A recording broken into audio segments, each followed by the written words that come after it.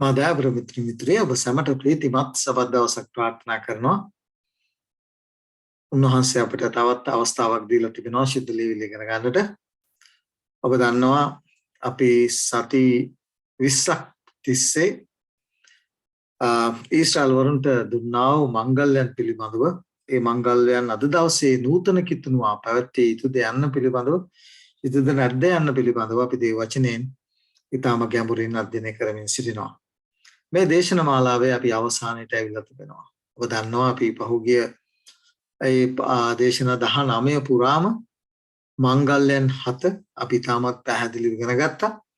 ඒ සෑම මංගල්‍යයක්ම උන්වහන්සේ ඊශ්‍රායල් සනගර දුන්නා වූ මණ්ඩප මෙහෙය කේන්ද්‍ර කොට ගනිමින් ඒ මණ්ඩප මෙහෙය සිදු වුණා වූ යම් යම් සිද්ධීන් වල ප්‍රධාන නැත්නම් ඒ විශේෂයෙන් පෞකමා කිරීමේ ක්‍රමය පෞකමා කිරීමේ ක්‍රමවේදය තුල දෙවන් වහන්සේත් එක්ක සමග වීමේ ක්‍රමවේදය තුල ඔවුන්ට යම් යම් දේ සිහිපත් කිරීම සඳහා ඔවුන්ට දුන්නා මේ සෑම මංගල්‍යයක්ම මේ මංගල්‍ය 7 පිළිබඳවත් එහි සම්පූර්ණත්වය පිළිබඳවත් අපි තාමත් පැහැදිලිව ශුද්ධ ලියවිලි තුළින් ඉගෙන ගත්තා. ඒ සියල්ල ක්‍රිස්තුස් වහන්සේ කොයි ආකාරයෙන්ද සම්පූර්ණ කළේ කියන කාරණය අපි ඉගෙන ගත්තා. අවසාන මංගල්‍යය හැර එනම් කූඩාරම් මංගල්‍යය හැර අපි ගිය සතියේ ඉගෙන ගත්තා කූඩාරම් මංගල්‍ය කොයි ආකාරයෙන්ද අපි උන්වහන්සේගේ පැමිණීමේදී උන්වහන්සේ සමග ඒ කූඩාරම් මංගල්‍යය සමරන්ට යන්නේ කියන කාරණය. මේ මංගල්‍යය හැර අනිකුත් සියලුම මංගල්‍යයන් මොකද මේ දෙවියන් වහන්සේ සමග පෞකාර මනුෂ්‍යව සමී කිරීමේ කාර්යයේදී මනුෂ්‍යයට පව් කරන්න ලේසි. නමුත් අපේ මෙසියස් වහන්සේට උන්වහන්සේට ඒ මනුෂ්‍යව ගලවා ගැනීමේ ක්‍රමවේදයක් දින දර්ශනයක් නිර්මාණය කරන්න සිදු වුණා. ඒ දින දර්ශනයේ සෑම අංගයක්ම උන්වහන්සේ සම්පූර්ණ කරන්නට පෙර ඒ නියෝජනය කරන පිණිස ඒ අධිහිල්ලෙන් දකින පිණිස අද විශේෂයි අද දවස. මොකද අද දවසේදී අපි අපේ අවධානය යොමු කරන්න යන්නේ ඊශ්‍රායල් සනගර දෙන ලද මංගල්‍යයන් අපි අද දවසේ පවත්වන්නට යුතුද නැද්ද කියන කාරණය. එතකොට අද දවසේදී අද දේශනය මම කොටස් දෙකකින් කරන්න බලාපොරොත්තු වෙනවා. අද දවසේ එක කොටසකුත් ලබන සතියේ අවසාන කොටසත් කරන්න බලාපොරොත්තු වෙනවා. එසේ ඒ ආකාරයට මේ දේශන මාලාව හමාර කරන්න බලාපොරොත්තු වෙනවා. විශේෂයෙන් අපි මේ දුන්නා වූ සෑම මංගල්‍යයක්ම ක්‍රිස්තුස් වහන්සේව නියෝජනය වුණා වූ ආකාරය අපි ඊටම ගැඹුරින් ඉගෙන ගත්තා. උන්වහන්සේ සම්පූර්ණ කරපු දේ ඒක ඔබ මා ඇදහිල්ලෙන් පිළිගන්නට අසමත් නම් උන්වහන්සේ සම්පූර්ණ කර දේ තවමත් අපි එදා ඊශ්‍රායල් සනගට දුන්නේ මේ සියල්ල උන්වහන්සේ සම්පූර්ණ කරන තෙක් ඒ සියල්ල අපි තවමත් කරනවා නම් ඒක උන්වහන්සේට කරන මහා අපහාසයක් හැටියටයි උන්වහන්සේ ගණන් ගන්න. ඒ නිසා අපි මේ කාරණා අපි ඉගෙන ගත්තා. අවසාන මංගල්‍ය අපි උන්වහන්සේත් එක්ක උන්වහන්සේගේ දෙවන පැමිණීමේ දී සමරන්ට අපේ ජීවිත සූදානම් කර ගන්න ඕන. දැන් අද දවසේ අපි ඉගෙන ගන්නට යන්නේ මේ ඊශ්‍රායල් සනගර දුන්නා වූ මේ මංගල්‍යයන් උන්වහන්සේ සම්පූර්ණ කර තිබියදී අද අප සමරිය යුතුද නැද්ද යන කාරණේ. සියල්ල පැමිණෙන්නේ ඉහළින් උන්වහන්සේ මගේ මුඛය ස්පර්ශ කරන්නේ මට වචන දෙන්නේ නැත්තම් මට මේ දේවල් ඔබ ඉදිරියට තවන්ට හැකියාවක් නැහැ. නිසා අපි උන්වහන්සේට බාරෙමු. සුදාත්මන් වහන්සේට සුදාත්මන් වහන්සේගෙන් ඉල්ලමු අප පූර්ණවත් කරන්නට කියලා අපට උගන්වන්නට කියලා. හසත් පොළොවත් මා පාලනය කරන්නා සබදස ස්වාමියෝ අදරමං කරදේ පිරණී වහන්සේගේ නාමයට ගෞරවත්ව සවතත් වේවා. චිදෝ පිරණී වහන්සේ සිතවන්ත වෙනවා මේ සිද්ධෝ සත්‍යතාවය ඔබ වහන්සේ අපට ඉතාමත් පැහැදිලිව සරලව එල්දරව් කර දීම ගැන. දැන් අපි දන්නවා විශ්වාසයෙන් දුන්නා මේ සියලු මංගල්‍යයන් ඔබ වහන්සේ ඒ කාරණය සම්පූර්ණ කරන තෙක් ඔවුන්ට අධිහිල්ලේ යුක්තව ඔබ වහන්සේ කරන්ට යන සේවය දකින පිණිස ඒ අධිහිල්ලෙන් පිළිගන්න පිණිස ඔවුන්ට දුන් බව. එනම් දැන් ඔබ වහන්සේ සම්පූර්ණ කර තිබීදී ඔබ වහන්සේ එතට අපිට ඍජුව ළඟා වෙන්න ඔබ වහන්සේ මාර්ගය පිය කර තිබෙන බැවින් සිටි. අද දවසේදී ඉගෙන ගන්නට යනා වූ පාඩමට ආශිර්වාද කරන්න පියාණනි. ඔබ වහන්සේ මගේ මුඛය ස්පර්ශ කරන්න පියාණනි. සුද්ධ හත් බලෙන් පුණවත් කරලා මානව ඔබ වහන්සේ මාතුලින් කතා කරන්නට කියලා පළමුව මටත් දෙවනුව අසන්නව වරමන්නව සියලු දෙනාට උගන්වන්නට කියලා එළිමින් වහන්සේගේ බලවත් වහන්සේට බාර වෙන්න කැප වෙන්නේ යේසුස් වහන්සේගේ අශිෂ්ඨතුම ප්‍රේමණීය වුණ අවසානය.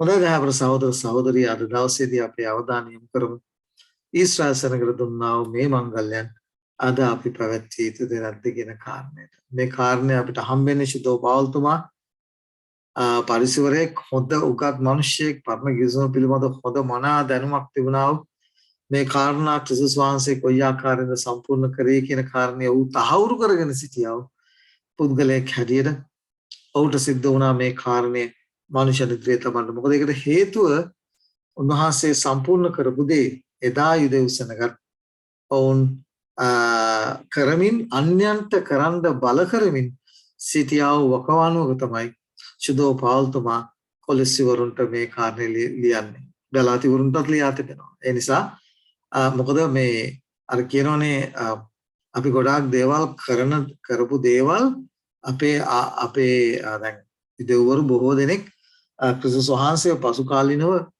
ඔවුන් පිළිගත්තා. උන්වහන්සේ කැලම්කාර හැටියට පිළිගත්තා. නමුත් පිළිගත්තට පස්සේ ඔවුන්ගේ අර පුරුදු ඔවුන්ට කරගෙන ආවා පුරුදු ඔවුන්ට අතහරින්න බැරි තත්ත්වයක් තිබුණා. ඒ නිසා ශුද්ධෝ පාවුල්තුමාට ඉතාමත් හදින් කතා කරන්න සිද්ධ වුණා වුන්ට කොලොස්සිවරුන්ට. ඒ වගේම අපි දකිනවා ගලාති සභාවට ඔහු කතා කර තිබෙනවා. ඒ නිසා ශුද්ධෝ පාවුල්තුමා විශේෂයෙන් මේ කාරණය තේරුම් ගත්ත පරිසරයක් හැටියට තේරුම් ගත්තා වූ උගතෙක් හැටියට ඔහු ලස්සනට විස්තර කරනවා කොලොසි පොතේ. දැන් මේ බයිබල් පාඩේ අද වර්තමාන කිතුණුවා කොයි ආකාරයෙන්ද තේරුම් ගන්න ඉන්නේ කියන කාරණේට අපේ අවධානය යොමු කරන්න. කොලොසි පොතේ පැහැදිලිව කතා කරනවා. මොකද ශුද්ධෝ පාවුල්තුමාගේ ලියවිලි වැරදි ලෙස මිනිස්සුව පාවිච්චි කරන බව පේත්‍රස්තුමා අපිට එල්තරව කර දී තිබෙනවා. ශුද්ධෝ පාවුල්තුමාගේ ලියවිලි කොයි ආකාරයෙන්ද කිතුණුවන් වැරදි ලෙස වරද්දගෙන තියෙන්නේ කියන කාරණය. ඒ නිසා මේ බයිබල් පාඩය පවා ජන කොටස් දෙකක් වැරදි ලෙස තේරුම් අරන් ඉන්නවා. ඒකට තමයි අපේ අවධානය යොමු කරන්නේ. නිසා තමයි ඔබට මේ බයිබල් පාඩය දී තිබෙන්නේ. කොලොස්සි පොතේ දෙවෙනි පරිච්ඡේදයේ 13 සිට 14 දක්වා ශුද්ධෝ පාවුල්තුමා කොලොස්සි වලට මෙන්න මේ ආකාරයෙන් කියනවා. නුඹලාගේ වරද මාංශයෙහි අචර්ම ඡේදෙහි මැරී සිටියා වූ නුඹලා උන්වහන්සේ සමග ජීවත් කරුසේක. කවුද ජීවත් කරේ?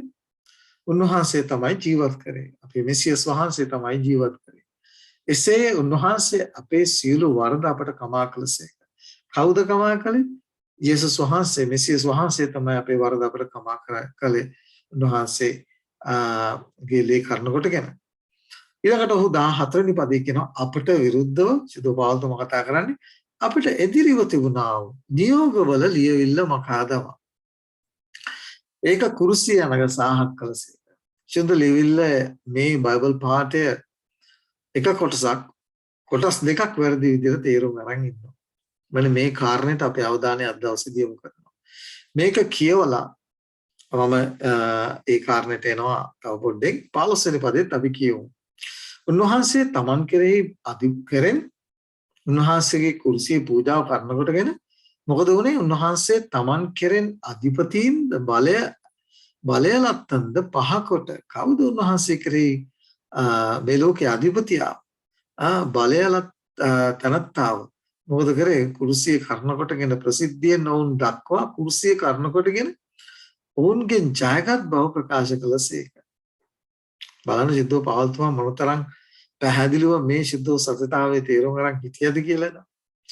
එබැවින් උන්වහන්සේ එසේ කර නිසා එබැවින් කියන නිසා ඔබට පේන විදිහ 16 වෙනි පදේ පටන් ගන්න. එබැවින් උන්වහන්සේ මේ දේ සම්පූර්ණ කරපු නිසා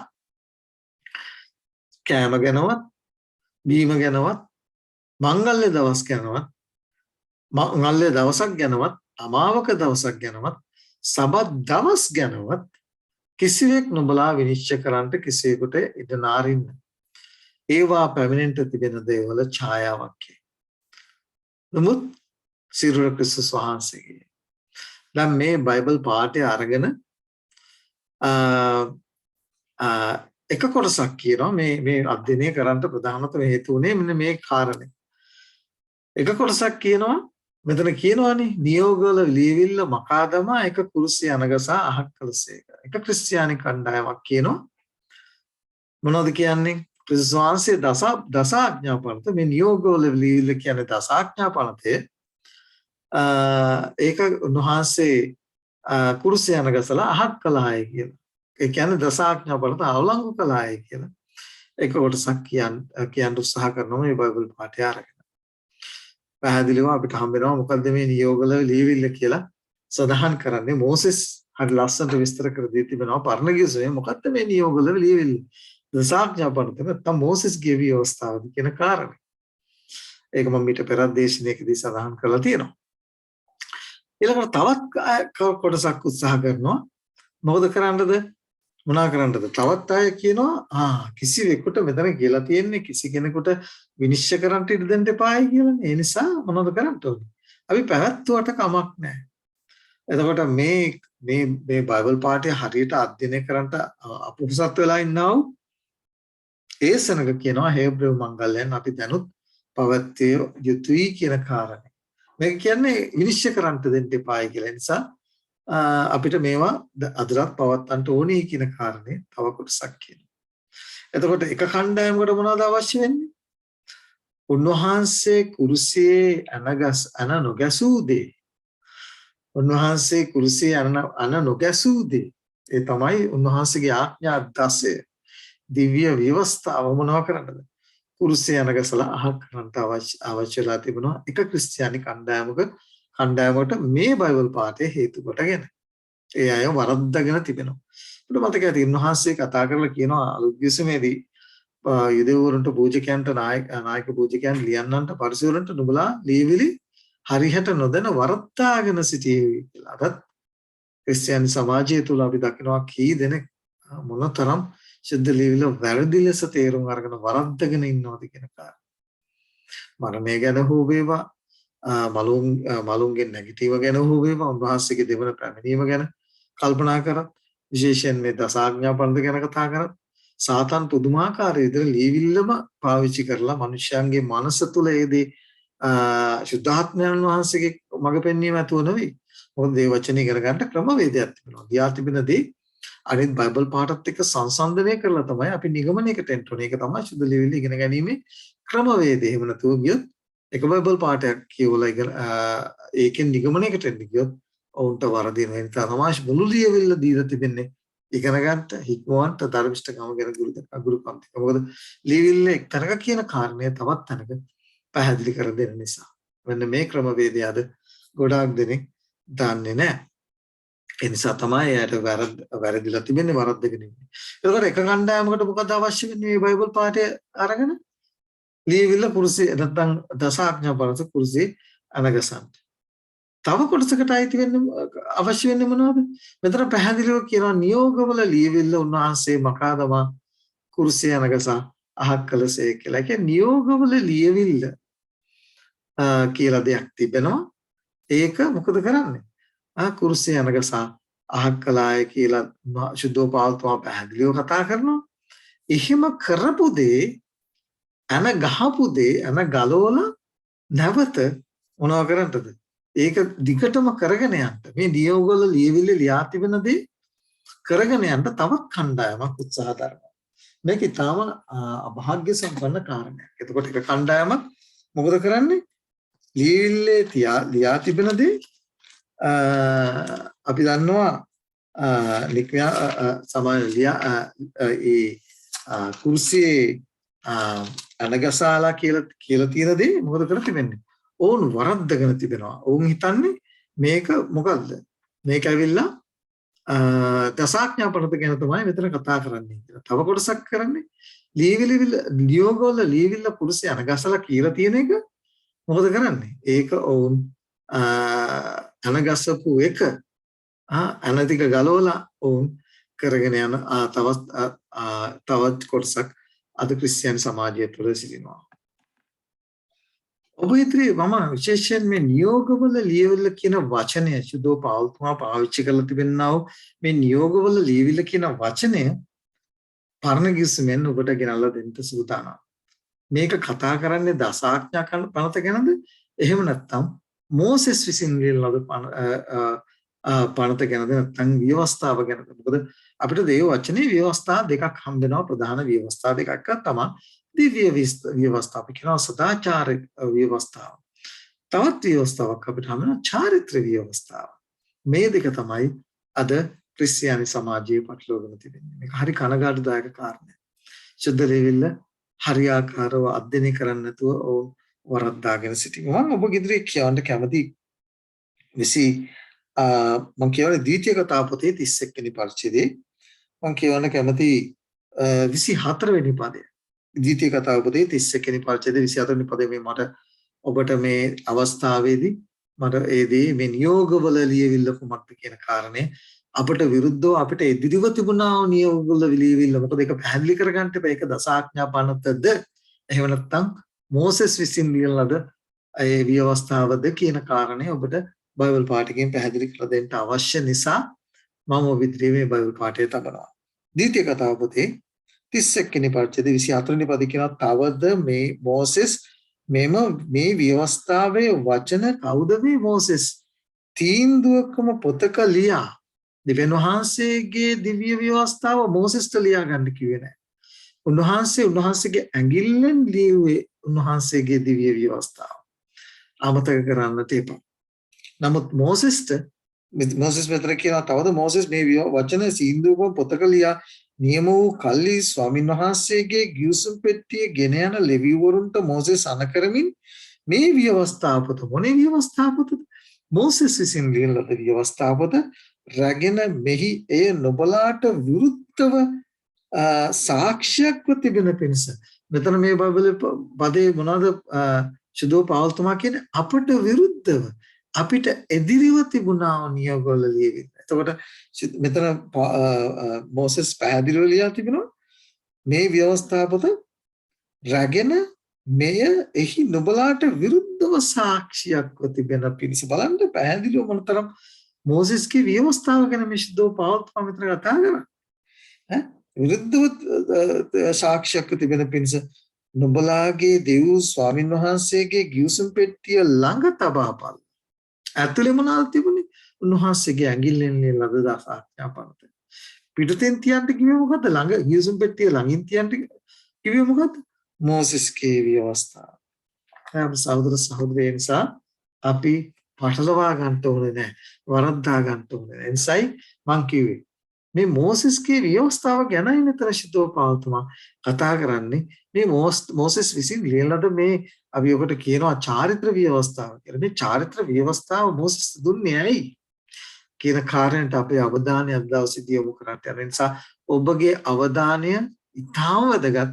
ඔබ ඉතාම වැදගත් සත්‍යතාවයක් අද දවසේදී ඉගෙන ගන්න යනවා මේ දේශනය තුළින්. ඒ නිසා ඔබගේ අවධානය උඩට යොමු කරන්න ඔබට පැහැදිලි වෙයි අද මේ දේශනය තුළින් අපි මොනතරම් ශුද්ධ ලීවිල්ල හරියට ඉගෙන ගන්න ඕනේද කියන කාරණා. එක කොටසක් උන්වහන්සේගේ දිව්‍ය ව්‍යවස්ථාවට මේ බයිබල් පාඨය සමාන කරලා කුරුසිය අනගසුවායි කියලා හිතේ තියාගෙන ව්‍යවස්ථාව උන්වහන්සේගේ ඇඟිල්ලෙන් ලියලාද ව්‍යවස්ථාව අවලංගුයි කියලා එක කොටසක් හිතනවා. අනිත් කොටස හිතනවා නෑ මෝසෙස් නැත්තම් මේ දෙවියන් වහන්සේ අවලංගු යේසුස් වහන්සේගේ කුරුසිය පූජාව කරනකොට කියන අවලංගු කරාව මේ මෝසෙස් විසින් දෙන ලද චාරිත්‍ර ව්‍යවස්ථාව තවමත් පැවැත්විය යුතුයි කියලා උන්වහන්සේ කුරුසිපත් කරපු දේ අවලංගු කරපු දේ කරගෙන යනවා. ඔබගේ අවධානය මම ඊළඟ ස්ලයිඩ් එක වෙතට යොමු කරනවා. මම ඒක ඔබට කිව්වේ දෙවියන් වහන්සේ අපි දකිනවා මේ ශුද්ධ ලේවිල්ල තුල ව්‍යවස්ථා දෙකක් අපිට හම්බ වෙනවා. එකක් තමයි සදාචාර ව්‍යවස්ථාව. අපි කියන එකට දසාඥා පනත කියලා. ඒකට මේ දසාඥා පනත දෙවියන් වහන්සේ උන්වහන්සේගේ ඇඟිල්ලෙන් ලියලද ගල්ලැලි දෙකක ලියලා දුන්නා වූ ව්‍යවස්ථාවට අපි කියනවා දිව්‍ය ව්‍යවස්ථාව. නැත්නම් දසාඥා පනත නැත්නම් සදාචාර ව්‍යවස්ථාව කියන කාරණේ. එතකොට ඒක තිබුණේ කොහෙද? ගිවිසුම් පෙට්ටිය තුල. අනිත් ව්‍යවස්ථාව අපි හඳුන්වනවා චාරිත්‍ර ව්‍යවස්ථාව කියන කාරණේ. එතකොට මේ ව්‍යවස්ථා දෙක තමයි ප්‍රධාන ව්‍යවස්ථා දෙක හැටියට ඊශ්‍රායල් සෙනගට ලිඛිත ලියවිල්ලක් හැටියට දෙන්න ලැබේ. ලිඛිත ලියවිල්ලක් හැටියට දෙන්න ලැබේ. අනවත වරයක් කියනවා. ඊට අමතරව උන්ට සෞඛ්‍ය ප්‍රතිපත්තීන් උන්ට දුන්නා. ඒ පිළිබඳවත් අපිට මොසෙස්ෙන් ලියලා දෙයි පොත් පහේ හම් වෙනවා. දැන් ගොඩාක් දෙනෙක් හිතේ තියාගෙන ඉන්නේ මම එකයි කිව්වා අද ඔබ අලුත් දෙයක් ඉගෙන ගන්න යනවා සුද්ධ ලියවිල්ල තුලින්. බොහෝ දෙනෙක් හිතේ තියාගෙන ඉන්නේ මේ මොසෙස්ගේ කාලයේ තමයි මේ දසාඥා පනත කාර්යද. මොසෙස්ට ලිඛිතව දුන්නේ. ඉතින් ඊට ඉස්සෙල්ලා ලිඛිතව තිබුණේ නෑනේ. ඉතින් ඒ නිසා ගොඩාක් දෙනෙක් හිතේ තියාගෙන ඉන්නේ මේ දසාඥා පනතේ ආරම්භය පටන් ගන්න කොහෙද? මේ මොසෙස්කින් තමයි මොසෙස්ට තමයි දුන්නේ. ඊට ඉස්සෙල්ලා එහෙම දෙයක් තිබුණේ නෑ. ඒක ඒ තර්කයේ සම්පූර්ණ බිඳ වැටෙනවා නික්මයාම 16ට යනකොට. මොකද නික්මයාම 16 අපිට හම්බ වෙනවා දෙවියන් වහන්සේ සබත් දවස ගැන කතා කරනවා මන්නා දෙනකොට. ඒකට මොසෙස්ට මේ ලියවිල්ල නැත්තම් කල්ලාලි දෙක දිව්‍ය ව්‍යවස්ථාව දෙන්න ඉස්සෙල්ලා මොසෙස්ට සබත් දවස ගැන මොසෙස් සෙනගට සබත් දවස ගැන මතක් කර දෙනවා. සබත් දවස දිව්‍ය ව්‍යවස්ථාවේ 4 වෙනි පනත. එතකොට ඒ තර්කයේ එතනින්ම බිඳී යනවා. ඒකයි මම කිව්වේ. මොසෙස්ට මේ දේ ලිඛිතව ලියවිල්ලක් හැටියට දෙන්න ඉස්සෙල්ලා දෙවියන් වහන්සේගේ දරුවන්ට උන්වහන්සේ දී තිබුණා. මෙන්න මේ කාරණේ තේරුම් ගන්න ඕනේ. දැන් විශේෂයෙන් මේ චාරිත්‍ර ව්‍යවස්ථාවත් හිතේ තියාගෙන ඉන්නේ මේ මොසෙස්ට තමයි මේ දේ දුන්නේ කියලා. නමුත් ඔබ හරියට සුද්ධ ලියවිල්ල ඉගෙන ගත්තොත් ඔබට අද දවසේදී වැටහෙන්නට යනවා දිව්‍ය ව්‍යවස්ථාව සහ මේ චාරිත්‍ර ව්‍යවස්ථාව දුන්නේ මොසෙස්ට පෙර දුන්නු දෙයක් බව ඔබ ඒ වචන තුලින් අද දවසේ ඉගෙන ගන්න යන අලුත් දෙයක් මේක ඔබ. ඒ නිසා අපි ඉගෙන ගනිමු. ව්‍යවස්ථා දෙකේ සම්භවය අපි කල්පනා කරලා බැලුවොත් උත්පත්ති පොතේ දෙවෙනි පරිච්ඡේදයේ 15 17 දක්වා ඔබ කියවුවොත් එතන ඔබට පැහැදිලිව අපිට හම්බ වෙනවා උන්වහන්සේ මනුෂ්‍යයාට ආඥා කරමින් ආඥාවක් දුන්නා. එක ආඥාවයි දුන්නේ. උන්වහන්සේ මනුෂ්‍යව මවලා අපි දන්නවා මිනිස්සෙකුට රටක ජීවත් වුණත් ඔබ කොහේ ජීවත් වුණත් ආයතනයක වැඩ කරත් ඒ වගේම තමයි ඔබ රටක රාජ්‍යයක ජීවත් වුණත් ඒ සෑම ස්ථානයකම ව්‍යවස්ථාවක් තිබෙනවා. ඒ ව්‍යවස්ථාවට ඔබ අනිවාර්යයෙන්ම මොනවද වෙන්න ඕන? කීකරු වෙන්න ඕන. ඔබ අනුගත වෙන්න ඕන. එතකොට ඒ යකේම තමයි මේ වගේම තමයි දෙවියන් වහන්සේගේ රාජ්‍යයේ තිබුණු ව්‍යවස්ථාව අපි දන්නවා උන්වහන්සේගේ දිව්‍ය ව්‍යවස්ථාව. එතකොට අපි දන්නවා මේක උන්වහන්සේ ආඥාවක් ඇටියට ඒක ආඥාවයි දුන්නේ. මේ ආඥාව තුල අපි පැහැදිලිව දකිනවා අනිකුත් සියලුම ආඥා අන්තර්ගත වෙලා තිබෙනා වූ ආකාරය අපි මම නැවත වරක් ඔබට මතක් කරනවා. ඒ කාරණයක් මම මීට පෙර දේශනයකින් අපිට ඉදිරියේ තිබුවා කොයි ආකාරයෙන්ද මේ දෙවියන් වහන්සේ ආදම් සයවට දුන්නා මේ ආඥාව. මොකද්ද මේ ආඥාව? උයනේ සෑම ගසකින්ම ඔබට කන්නට පුළුවන්. නමුත් යහපත හා නපුර දැන ගැනීමෙන් කන්ට එපා. ඒ ගහෙන් කෑවොත් ආඥාව කඩකලොත් අනිවාර්යයෙන්ම මේ යනවායි කියන මේ ආඥාව උන්ට දුන්න ලබා. මේ ආඥාව තුල පළවෙනි ආඥා 4 අපිට හම්බ වෙනවා. ඊළඟට අපිට ඊළඟ ආඥා 6 අපිට හම්බ වෙනවා. ඒතකොට මේ කාරණා මම සවිස්තරාත්මකව මිත පෙර දේශනාවකින් ගෙනාවා කොයි ආකාරයෙන්ද මේ ආඥාව තුල අනිත් ආඥා අන්තර්ගත වෙලා තිබෙන්නේ කියන කාරණය. දෙවියන් වහන්සේ මේ එතකොට මෙන්න දිව්‍ය ආඥාව ආදම් සායවට දුන්නාව අවස්ථාව අපි දකිනවා. එතකොට මේ ආඥාවෙන් මොනවද ඉල්ලුවේ ආදම් සායවගෙන්? ආඥාවෙන් ඉල්ලුවේ දෙවියන් වහන්සේ මොනවද ඉල්ලුවේ? කීකරුකම. ඔබ මගේ ආඥාවට කීකරු වෙන්න. ඔබගෙන් මම වැඩි දෙයක් ඉල්ලන්නේ. ඔබට මේ සියලු ගස් වලින් කන්න පුළුවන්. මොනවද කරන්න එපා කිව්වේ? යහපත අහන අපිට දැනගැනීමේ ගයින් කන්න එපා. ඒ ගහෙන් කෑවොත් ඔබ අනිවාර්යයෙන්ම පාපයට දඬුවම පව් කරනවා. අනිවාර්යයෙන්ම ඒකාන්තයෙන් නුඹ නැසිනවායි කියලා දුන්නා.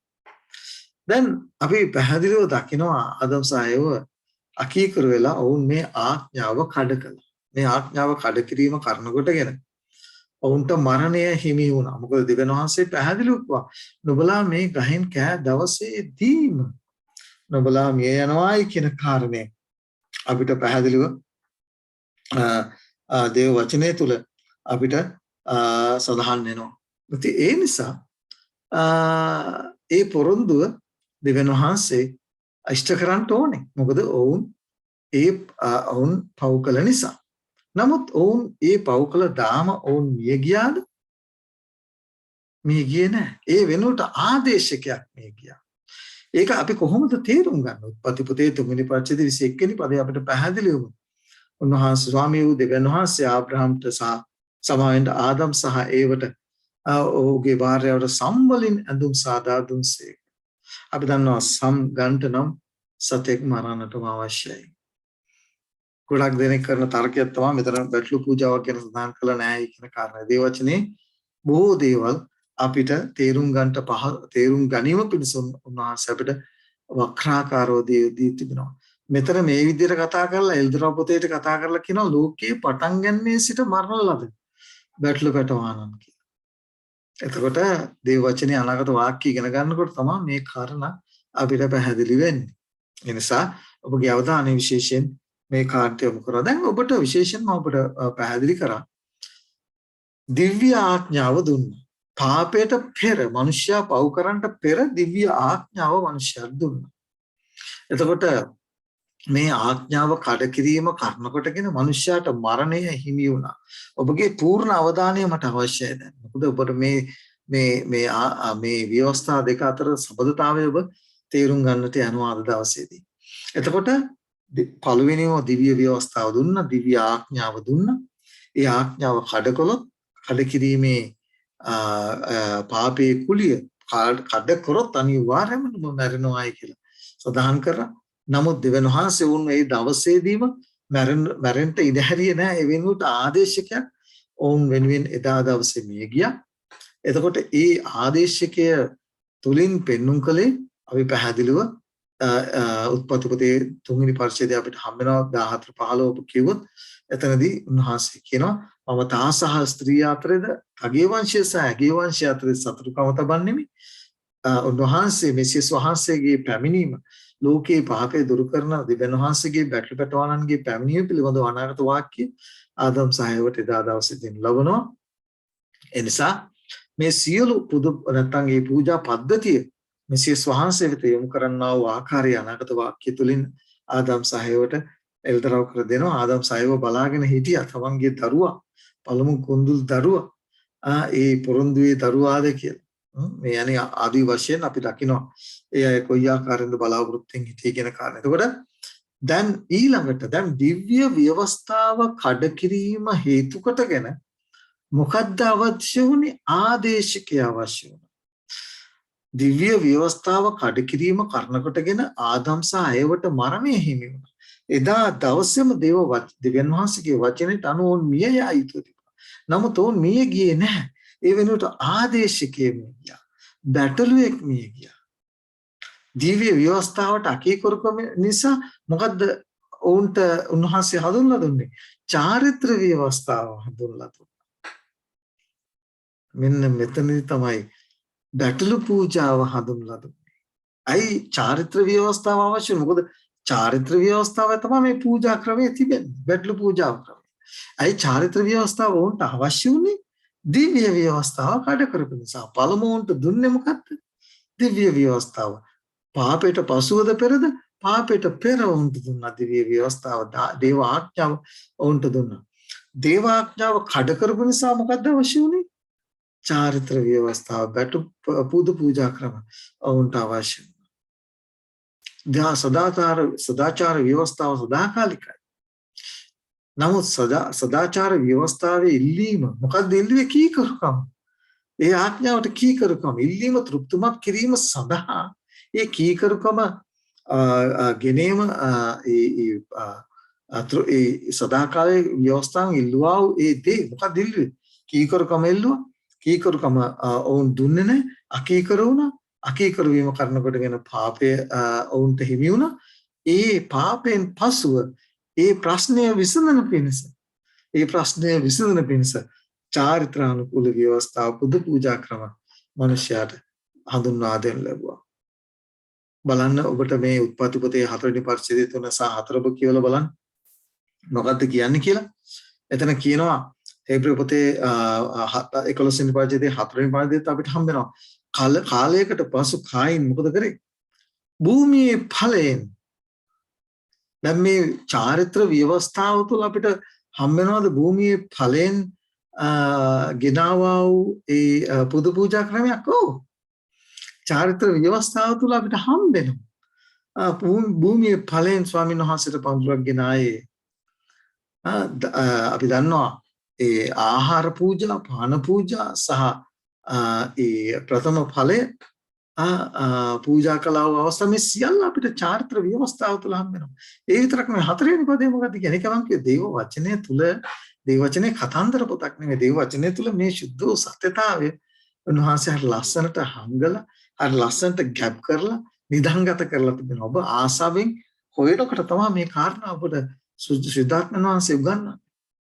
ආබෙල් මොනවද ගෙනාවේ? තමාගේ රැළේ කුණුදුලන්ගෙන් ඔවුන්ගේ තෙලින්ද මාංශයේ තෙල මේ චාරිත්‍ර ව්‍යවස්ථාවේ පිළිවෙලට ලියලා තිබුණා. ඔප්පු කළ යුතුයි කියන කාරණා. ස්වාමීන් වහන්සේ ආබෙල් සහ ඔහුගේ පඬුර සැලකුසේක. මොකද ඒ අවස්ථාවේදී උන්වහන්සේ ඉල්ලුවේ මොකද්ද? බැටළු පූජාව. ආහාර පූජාව නෙවෙයි ඉල්ලුවේ. ඒ නිසා අපි මේ පාඩම අපි හරි ලස්සනට ඉගෙන ගත්තා. ගිය සතියේ නෙමෙයි පිට සතියේ සබත් පාඩම තුලින් අපි ඉගෙන ගත්තා. ඇයි දෙවියන් වහන්සේ කායින්ගේ පූජාව පිළි නොගත්තේ කියන කාරණය. ඒකට හේතුව අපි ඉගෙන ගත්තා සබත් පාඩම තුලින්. මොකද කායින් ගේ පූජාව සහ ආබේල්ගේ පූජාව අතර ලොකු වෙනසක් තිබුණා. යම් කෙනෙකුට ඒක මගහැරුණා නම් වෙන්නේ ඉල්ලනවා.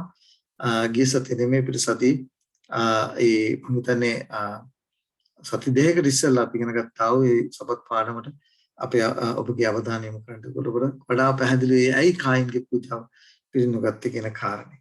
එතකොට කායින් ධාන්‍ය පූජාවක් ගෙනාවා. ආබෙල් තමරලේ කුළුණු පැටවව පූජා කළා.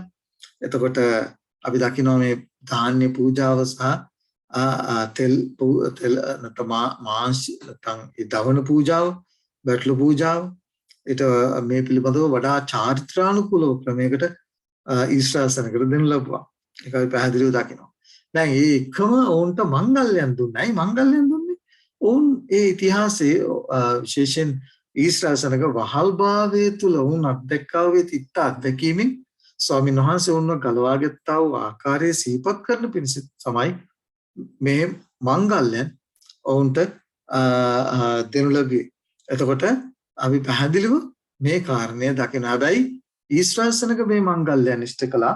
හැබැයි අපි දකිනවා කායින් සහ ආබෙල් මේ මංගල්‍යයන් ඉෂ්ට කරව බවට අපිට කිසිම සාක්ෂියක් දේව වචනය තුළ දීලා නැහැ. මේ කාරණයට අපේ අවධානය විශේෂයෙන් අපි යොමු කර යුතුමයි.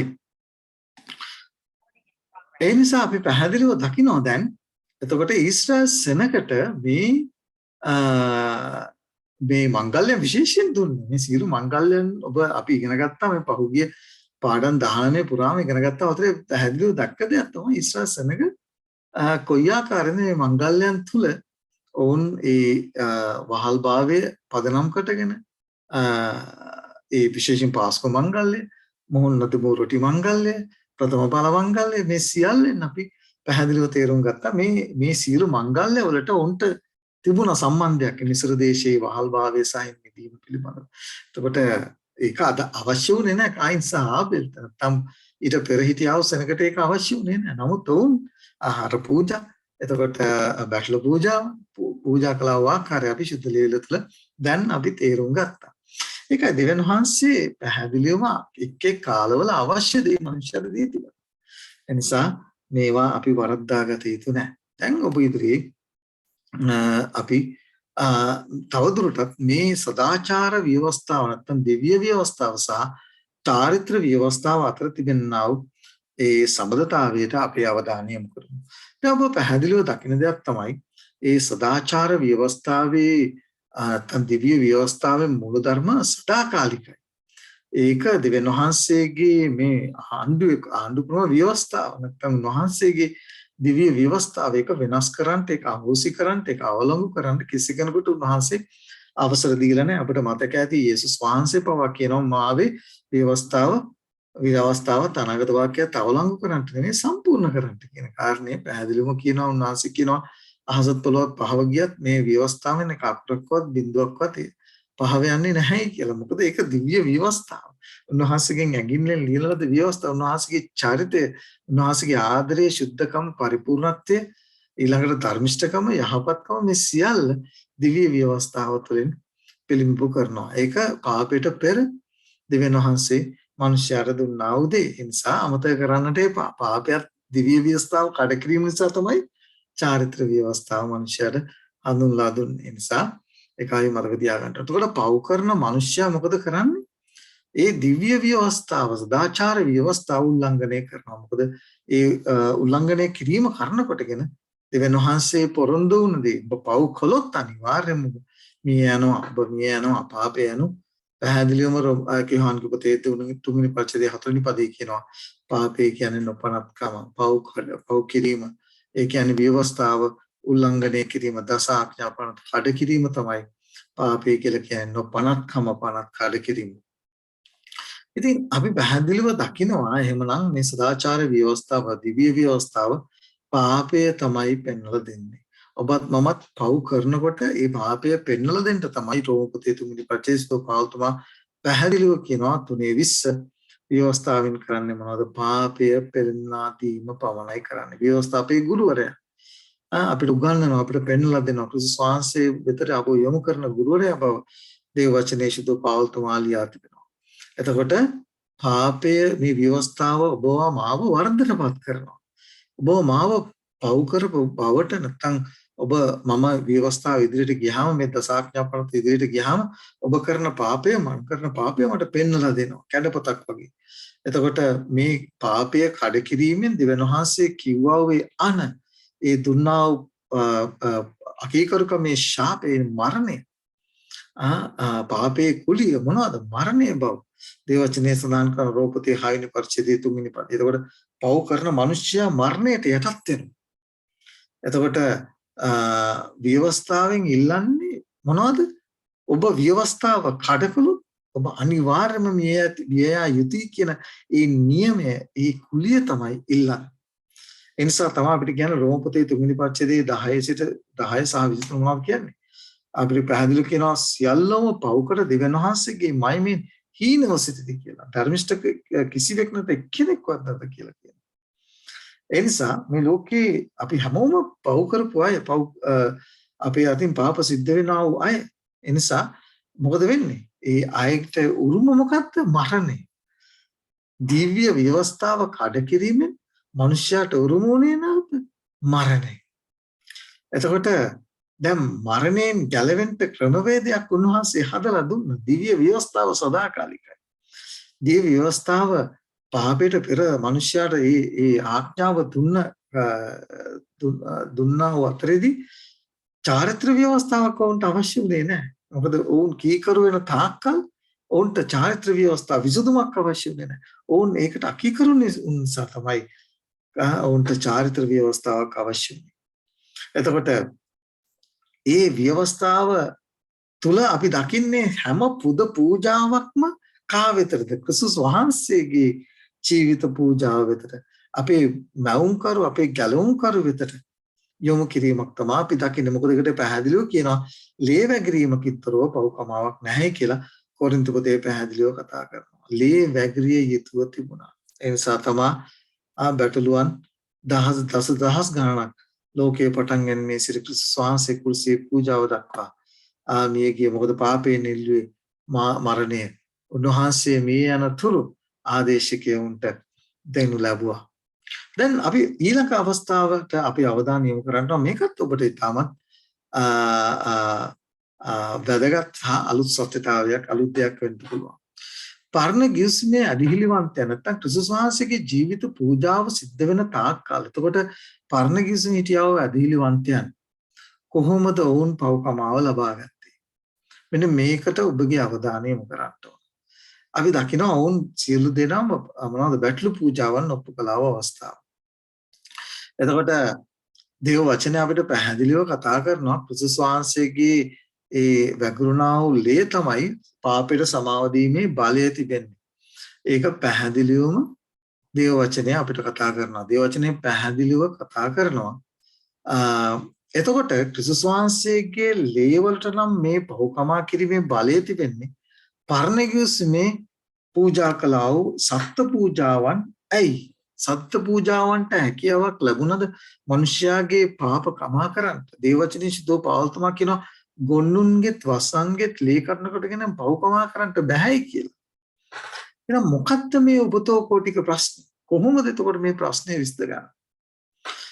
ඔබට පේනවා ඇති මා සියලු මංගල්‍යයන් චාරිත්‍රානුකූල සපත් නවසඳ අපි මේවා එකින් එක කතා කරනවට යනවා ලබන සතියේ මේ මංගල්‍යයන් පිළිබඳව චාරිත්‍රානුකූල සපත් පිළිබඳව නවසඳ පිළිබඳව ආහාර පාන පූජා පිළිබඳව එතකොට මේ සියල්ල චාරිත්‍රානුකූල මේ ව්‍යවස්ථාව ස්ථාපිත කළේ පරණගිස්මේ සිටියාව සියලු ඒ මිනිස්යන්ට මිදුම්කරු අපේ ගැලුම්කර තරන් වහන්සේ පාපේ දුරු කරන දෙවියන් වහන්සේගේ බැටළ පැටවනම් දේශ ඇදහිල්ලෙන් බලන පිණිස බලා ඔවුන්ට ඒ පොරොන්දුව උන්වහන්සේගේ පොරොන්දුව කෙරෙහි අදහන මොකද දේවචනේ කියනවා ඇදහිල්ල නැතුව උන්වහන්සේව ප්‍රසන්න කරන්න බැහැ කියලා. එතකොට ඔවුන් ඇදහිල්ලෙන් දකින පිණිස ඇදහිල්ලෙන් තමයි ඔවුන් ධර්මිෂ්ඨ කරනු ලැබෙන්නේ. උන්වහන්සේ එතකොට පොරොන්දු ඉෂ්ට කර තිබුණාද? නැහැ. ඔවුන් බැටළු පූජාව තුළින් ඇදහිල්ලෙන් දැක්කා. ක්‍රිස්තු පූජාව. මෙන්න මේ කාරණය තමයි අපි තේරුම් ගන්න. ඒ ඇදහිල්ලෙන් කළා වූ පූජාව කරනකොට තමයි ඔවුන් ධර්මිෂ්ඨ කරනු ලැබෙන්නේ. එහෙම නැතුව ගොන්නුන්ගෙත් වසංගෙත් ලේ නොවේ. ඒක තේරුම් ගන්න ඕන. දැන් අපි ඔබට මම විශේෂයෙන් ඔබට උදාහරණයක් කියනවා. දැන් බලන්න ඊශ්‍රායල් සෙනග වෙතට ගිහිල්ලා අපි මේ උදාහරණය මේක මම ඔබ ඉදිරියේ තේරුම් ගැනීම පහසුව පිණිස තිබ්බා වූ උදාහරණයක්. හිතන්නකො පුද්ගලයෙක් අසල්වැසි ගෙදරට ගිහිල්ලා සෙරප්පු ජෝඩුවක් හොරකම් කරනවා. දැන් මේ ක්‍රියාව පැහැදිලිවම දිව්‍ය ආඥාවේ ලියා තිබෙනවා. 8 වෙනි ආඥාව මට මතක හැටියට මොනවද කියන්නේ හොරකම් කරන්න එපායි කියලා ලියා තිබෙනවා. ඒකට මේ පාපය නිසා වූ මේ ආඥාව සොරකම් නොකරව කියනා වූ ආඥාව සදාචාර ව්‍යවස්ථාවේ ලියා තිබෙනා මේ පනත කඩ කර තිබෙනවා. එතකොට මේ පඩ කිරීමේ කුලිය මොකද්ද? මරණය. එතකොට පාපයේ කුලිය මරණය හැටියට තමයි සඳහන් කරන්නේ. අපසා අනිවාර්යයෙන් මේ ඇති පෞකාරය මේ පනත කඩ කරපු නිසා. මොකද දේවචනේ කියනවා යමෙක් මුළු ව්‍යවස්ථාව ආරක්ෂා කොට එකවරක් කරකලේ නම් සියල්ලටම ඔහු වර්ධිකාරයෙක් වෙනවා කියලා. අලුත් ගිස්මේ අපිට හම්බෙනවා. යාකෝබ් කතා කරලා කියනවා. එතකොට පුළුවන් වුණාද මේ දිව්‍ය ව්‍යවස්ථාවට ණය ගෙවන්න? පාපේ ප්‍රශ්නේ විසඳන්න බෑ. දිව්‍ය ව්‍යවස්ථාවෙන් ඔහු වරදටපත් කරනවා. එතකොට මේ වරදෙන් ගලව ගන්න මොකක්ද අවශ්‍ය වුනේ? එතකොට මේ පෞකාරය තමන් කරපු ඒ දෙයට දුක් වුණායි කියලා. ඔහු මරණයෙන් දඩුවමින් ගලව ගන්න තමයි මොකද තිබුණේ? නැත්තම් ඒ පුද පූජා ක්‍රමය ඔවුන්ට දෙනු ලැබිය පරණ ගිස්මේ. ඒ නිසා මේ දේ අතර ඔබ පැහැදිලි සමදතාවය තේරුම් ගන්න.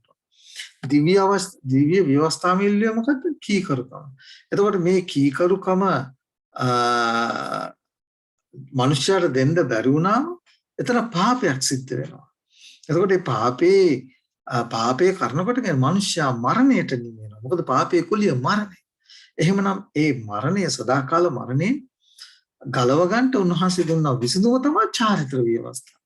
ඒ චාරිත්‍ර ව්‍යවස්ථාව දුන්නේ ඉදිරියෙන්ට තින්නා වූ ගැලුම්කාරයන් වහන්සේව බැටළු පැටවානන්ව පිළිඹු කරන අධිහිල්ලෙන් දැක ඔවුන්ට ඒ ධර්මිෂ්ඨකම ලබා ගැනීම පිණිස. දැන් අපට පේන ඇති ක්‍රමවේදය එළිබි කතා පොතේ පළවෙනි පරිච්ඡේදය අපිට හම්බ වෙනවා. ඒ බැටළු පැටවක් පෞකාරය අරන් එන්න ඕන. ඔහුගේ සමත පාපේ තබලා නැත්නම් අද තබලා ඒ පෞකාරයේ පාපේ පවරනවා ඒ බැටළුවට. ඊට පස්සේ පෞකාරයා තමන්ගේ පාව බැටළුවට මාරු කරනවා. ඊට පස්සේ පෞකාරයා ඒ සතාව මරනවා. ඊළඟට සත්‍යය පාපයට වරද කරු නොවුනත් ව්‍යවස්ථාවෙන් නිල්ලු ඒ ඉල්ලීම නැත්නම් ඒ මරණය පාපේ කුලිය මරණය පෞකාරයා ගෙවුවේ නැහැ. ආදේශකින් ගෙවනු ලැබුවා. මේ අනුව අපි දකිනවා ඒ දිව්‍ය සදාචාර ව්‍යවස්ථාවේ පාපේ පෙන්ලා දුන්නා. චාරිත්‍ර ව්‍යවස්ථාව මොකද කරේ? පාපයට පිළිමක් ලෙස ඒ අහිංසක බැටළුවව ගේ රුධිරය හේරුන් ලැබුවා.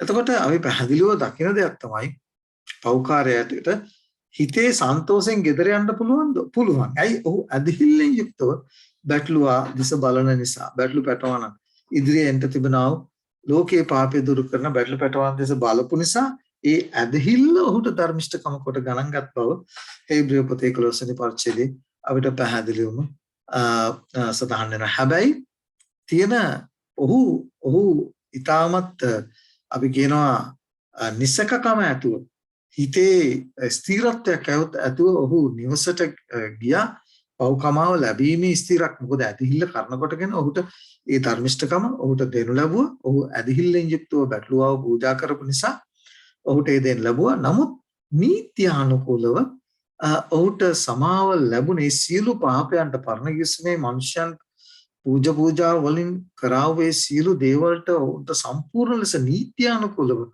සමාව ලැබුණේ කවද්ද? උන්වහන්සේගේ කුරුසියේ පූජාව කරනකොට. මේක ඔබට අලුත් දෙයක් වෙන්න පුළුවන්. හේබ්‍රෙය 10 වෙනි පරිච්ඡේදයේ 4 වෙනි පදේ මොනවද කියන්නේ? මග්නසාද ගොන්නුන්ගෙත් එළුවන්ගෙත් ලෙවින් පහ කරන්නට පුළුවන්. පැහැදිලිව දේව වචනේ කියනවා. මොනවද කියන්නේ? ගොන්නුන්ගෙත් එළුවන්ගෙත් ලෙයින් පව්කමා කරන්න හැකියාවක් නැහැ. එහෙමනම් පරණ ගිවිසුමේ කලාව ඒ සියලු පුද පූජා ක්‍රම නිෂ්ඵලද? නැහැ. මතක තියාගන්න ඕන පරණ ගිවිසුමේ ඒ නිසා තමයි සුදෝ පාවුල් තමයි හේබ්‍රෙය පොතේ 11 වෙනි පරිච්ඡේදයේම ලියලා තිබෙනවා. ඔවුන් ඇදහිල්ලෙන් තමයි ධර්මිෂ්ඨකම කොට ගණන් ගන්න ලැබුවා. ඔවුන් පොරොන්දු ලැබ පොරොන්දුව දැක ඒ උරුම කරගත්තේ නැති වුණත් ඔවුන් ඇදහිල්ලෙන් මේ දේ අදහපු නිසා ඒ ඔවුන්ට ධර්මිෂ්ඨකම කර ගණන් ගන්න ලැබුවා. මේ සත්‍යතාවය ඔබ තේරුම් ගන්නට ඕන. මතක තියාගන්න ඕන. ඒ වෙනතුරුත් මෞංකාරයා පැමිණ සිට ගලුම්කාරයා පැමිණ සිටින ලෝකේ පාපේ දුරු කරන බැටළු පැටවන පැමිණ සිටියේ නැහැ. පරණ ගිවිසුමේ මේ මිනිස්සු බැටළු පූජාව ඔප්පු කරනකොට ඒක ණයක් හැටියට මේක හරි ලස්සන ඉංග්‍රීසියෙන් අපි කියනවා ඔකට චාරිත්‍රානුකූලව ව්‍යවස්ථාව දීලා තියෙන IOU මම ඔබට ණය ගැති. IOU සෑම පූජාවක්ම ඒ පෞකාර මිනිසයා පූජාව ඔප්පු කරන සෑම අවස්ථාවකදීම අපි ගලමුකාර තරණ වහන්සේ කියනවා පියනන වහන්සේ ඉදිරියේ මොනවද? මම ණය ගැති. මම ණය ගෙවනවා. මේ ණය රැස්ෙන්නේ එකින් එක ණය රැස්ෙන්නේ. ඒක නිසා අපිට පැහැදිලිවම ඒ පෞකාර මිනිසයා සුද්ධස්ථානට ඇවිල්ලා ඒ පාපේ පාපුච්චාරණය කරලා ඒ සතාව මරණු ලැබුවා සෑම අවස්ථාවකදී උන්වහන්සේ කිව්වේ IOU මම අනිවාර්යයෙන්ම ඔබ මේ කරපු දේ සම්පූර්ණ කරනවා. ඔබ මෙතන ණයක් තිබෙනවා. මෙතන ණය තමයි මම තමයි ණය. ණය ඔබ ණයක් හැටියට මේ දේ කරනවා. මේ ණය මම අනිවාර්යයෙන්ම මොකද කරන්නේ? මේ පොරොන්දුව මම ඉෂ්ට කරනවා. බැටළුවෙක් පූජා කරන වාරයක් ගානේ මේ ණය මම අනිවාර්යයෙන්ම ගෙවනවා කියන IOU කියලා ඉංග්‍රීසියෙන් හඳුන්වන කෙටියෙන් මේ දීලා තියෙන්නේ. එතකොට මේ ණය මම ගෙවනවායි කියන කාරණය පැහැදිලිව සඳහන් කරලා තිබෙනවා. ඊළඟට අපිට හම් වෙනවා මේ කාරණේ තා පැහැදිලි ලෙස රෝම පොතේ 3 වෙනි පරිච්ඡේදයේ 21 සිට 26 දක්වා අපිට හරි ලස්සනට විස්තර කරනවා. සුදෝ පාවුල් මේ සියලු කාරණා හොදාකාරව තේරුම් ගන්න හිටියා කෙනෙක් හැටියට අපිට මේ කාරණේ ඊටමත් පැහැදිලිව විස්තර කර දෙනවා. මම කල්පනා කරනවා අද දවසට මෙතනින් අද දවස මේ දේශනය මම නවත්තනවා. මොකද ඒකට හේතුව මේ ණය උන්වහන්සේ කොයි ආකාරයෙන්ද ගෙව්වේ කියන කාරණේ. මේ එක්ට්‍රස් වුණා ලෝකීය පටන් ගන්නේ ඉඳලම ආදම් සහ ඒ වගේ පාපේ සිට ක්‍රිස්තුස්වහන්සේගේ කුරුසියේ පූජාව දක්වාම මේ එකතුනාව මේ ණය කන්දරාව කොයි ආකාරයෙන්ද උන්වහන්සේ ගෙව්වේ කියන කාරණේ අපි මේ දේශනේ දෙවෙනි කොටසෙන් අපි ඉගෙන ගන්නට යනවා. මේක හරි අලංකාර සුද්ධ වූ සත්‍යතාවයක්. ඒ නිසා අපි ඔබගෙන් රැඳී සිටිනවම ලබන සතියේ මේ දේශනේ ඉදිරි කොටස ඔබ ඉදිරියට අපන්ට බලාපොරොත්තු වෙන නිසා රැඳී සිටින මා සමග උන්වහන්සේ අපට එල්දරව් කර තිබෙන මේ සුද්ධ වූ සත්‍යතාවය තේරුම් අරගෙන මණ්ඩපයේ නැත්නම් ඒ පුද පූජාවන් උන්වහන්සේ සියල්ල උන්වහන්සේගේ ජීවිතය තුළ සම්පූර්ණ වුණා. සියලු මංගල්‍යයන් උන්වහන්සේගේ ජීවිතය තුළ සම්පූර්ණ කරනු ලැබුවා. ඒ නිසා අපේ අවධානය දැන් යොමු වෙත්තේ කොහටද? උන්වහන්සේ මතට පමණක් බව තේරුම් ගන්න පිණිස ඔබ සියලු දෙනාටම උන්වහන්සේගේ කරුණාව ආශිර්වාද ප්‍රාර්ථනා කරන ඔබ සමෘද්ධිය පිහිටයි.